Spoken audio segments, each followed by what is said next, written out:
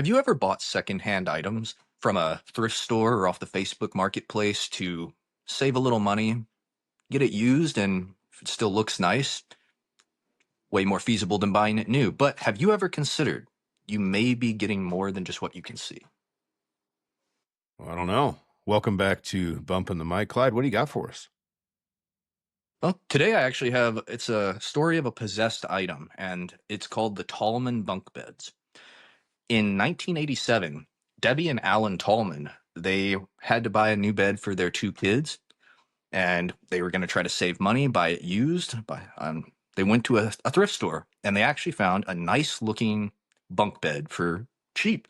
They thought this is perfect, so they bought it, took it back to the house, got it set up in the kids' room, and the very first night the kids are sleeping in that bunk bed, they wake up in the middle of the night and they see a figure of a woman just pacing back and forth in the room, just corner to corner, moving around the room. And this happens every night. They tell their parents about it, and finally their dad Alan, he's like, well, let me see. So he stays in the room with them. Sure enough, that night the woman's there, pacing, and Alan actually tries to confront her. He tries to confront the entity. And after he does this, he reports that now this entity is stalking him, following him everywhere in the house. And every time she's following him, he has visions in his head of flames, fog, disturbing images. And they actually ended up calling in a priest. And when he comes in, he checks out the house, he checks out the bunk beds, and he claims that it is haunted by a demon. The item is possessed by a demon. So Debbie and Alan, they say, well, what are we going to do? We obviously can't live like this. This didn't start until we brought those bunk beds in here. So they're like, well, let's try to get rid of them. So they took the bunk beds out of the house and they actually destroyed them.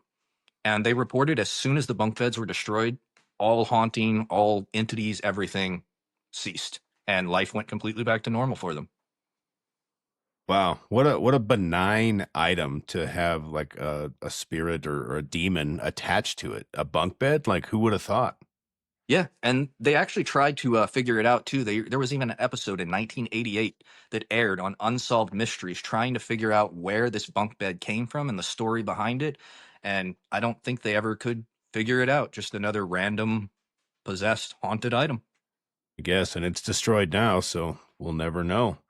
But thanks for joining us again on Bumping the Mic. We'll catch you next time. See you guys.